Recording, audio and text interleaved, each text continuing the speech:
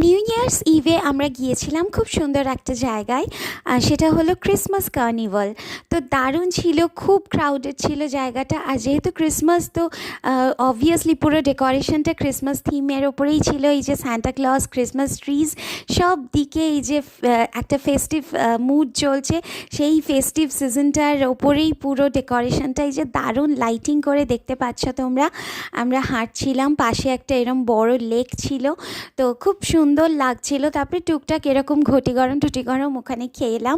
আরও কিছু খাবারের স্টল ছিল, এখানে কনসার্ট চলছিল রাত্রে। এখানে রাঘব এসেছিল গান গাইতে কনসার্টে, কিন্তু আমরা ততক্ষণ পর্যন্ত আর থাকিনি, বেরিয়ে গিয়েছিলাম।